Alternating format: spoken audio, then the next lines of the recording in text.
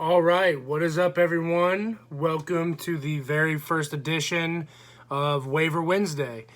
It's a little later than we would have liked, got off work a little later than I expected, but hey, you got to keep the bills paid, keep the lights on. But without further ado, let's get right into it. These are some of my favorite waiver wire pickups for the week, heading into week 3 of NFL play. There's a lot of quality guys out there right now. Obviously, week 2 was a huge week for injuries, meaning week 3 is a huge week for opportunity on the waivers. Some of your waivers have already passed. Some of your guys' second cycle's coming up. But these are some guys to target. I'm going to be using some numbers from the ESPN app as far as ownership numbers, how heavily owned they are across the leagues. But I think I got some great value for you guys here who can help you win some games next week. So let's start off at the quarterback position. I got 2 guys for you. One of whom everyone's getting really excited about around here at SRS Cards, and the other one is an old-time wonder. So first of all is Justin Herbert, as you might have guessed.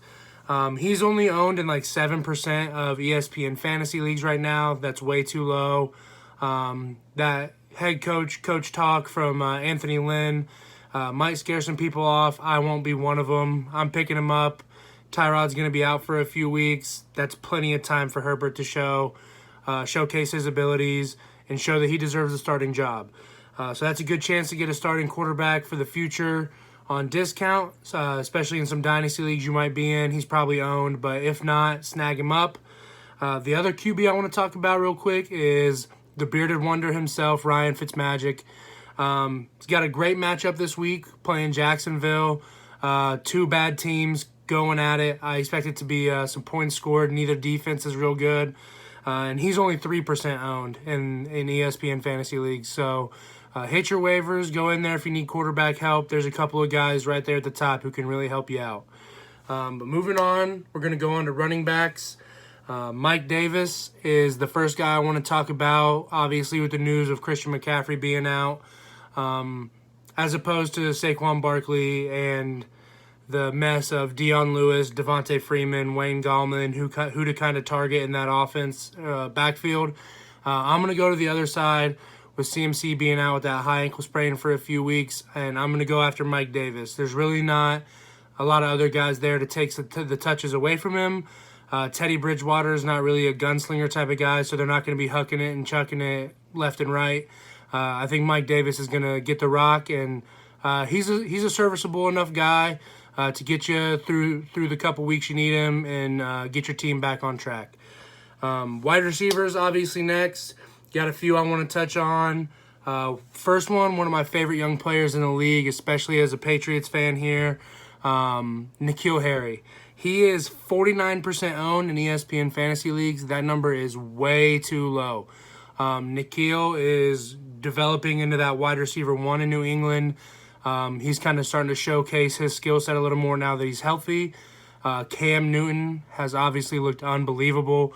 I think right now is a really good time to get him on your roster before he starts putting up monster games week in and week out. I really believe in the talent there and the scheme. So when you believe in the talent and the scheme, that makes it a great time to invest and buy. So go out there, get you some N'Keal shares, and do it while he can, because he's going to be a hot commodity coming up pretty soon. Next in line, another one of my favorite young talents in the league, a wide receiver, Russell Gage. I know you got a lot of you guys probably don't want to hear a wide receiver 3 come up as someone you got to put in your starting lineup, and that's fine because most teams can't support 3 fantasy relevant wide receivers. Fortunately, the Atlanta Falcons seem to be one of those few teams that can. So Russell Gage is in the perfect opportunity for someone of his skill set and abilities. Julio's kind of fighting through some injuries. Calvin Ridley's kind of establishing himself as that number 1 go-to guy. But there's plenty of opportunity in that offense to go around, especially with Todd Gurley looking questionable last week. So I think that passing game is definitely one to attack. Get in on Russell Gage while you can, man. He's an up-and-coming talent in this league, and I think I expect some big things from him coming forward. The last wide receiver I want to touch on is kind of a special one I have for you guys.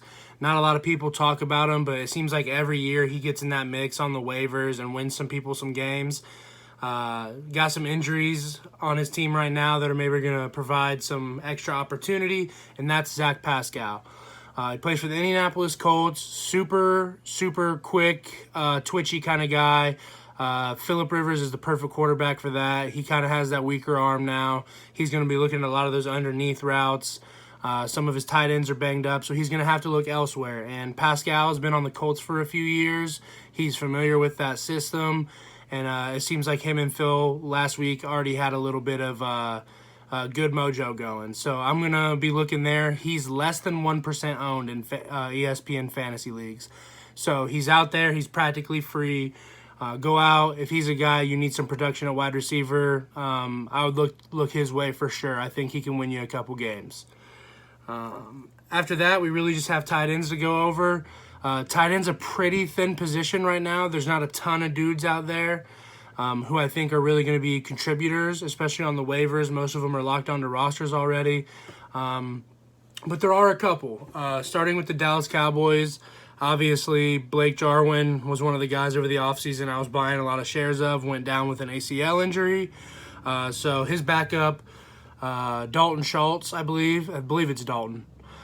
He has looked pretty good in his first couple games, or first game without Blake Jarwin in the mix. And the Cowboys don't really have a ton of other options at tight end, so volume should be there. They're going to throw the ball. It's a really explosive offense, one of the top offenses in the league. Anytime you can get a share of that off the waivers, not a bad idea. So hit up Schultz if you're looking for some quick production out of the tight end spot. Like I said, it's kind of slim, but that's a guy who is definitely going to have some opportunity. And as we all know in fantasy, opportunity is king. The other guy, not probably going to be on your waivers, about a 50-50 chance according to ESPN, but Austin Hooper. He's had a really slow start to the year with the Cleveland Browns after coming off a hot season with the Atlanta Falcons. They made him the top paid tight end in the league. So I expect them to get him more involved in the offense. I know there's been a lot of talk about OBJ, kind of spreading the ball around, getting some people more involved besides that two-headed monster in the backfield with Hunt and Chubb. But I expect Hooper to be a big part of that offensive progression. They didn't pay him to come in and block. Yes, he can do that, but no, you don't get to be the highest paid tight end in the league just because you're a really good blocker. So look for the Cleveland Browns to get him more involved in the offense, and go and snag him off your waivers and get a few points that you're in desperate need of. So that's pretty much it. That's all I have for you guys here. Thanks for joining in on the first ever edition of Waiver Wednesday. Like I said, these are some guys I really believe in terms of talent, and obviously availability is huge. They say the best ability is availability. These guys, like I said, are mostly available, at least in ESPN leagues, and it's a pretty good baseline for other apps like Sleeper, Yahoo, etc. So make sure you get on those waivers, man. A lot of players kind of neglect their waivers throughout the season. That's a surefire way to lose your leagues, man. If you want to get in that winners column, start racking up some dubs, get in that hunt for the playoffs, you got to be on the waivers. It's the only way to keep your team or put your team in the best position to win by keeping the freshest players and the freshest legs and staying up to date with the NFL in general. So go out there, get those waivers, man, and I'll see you next week.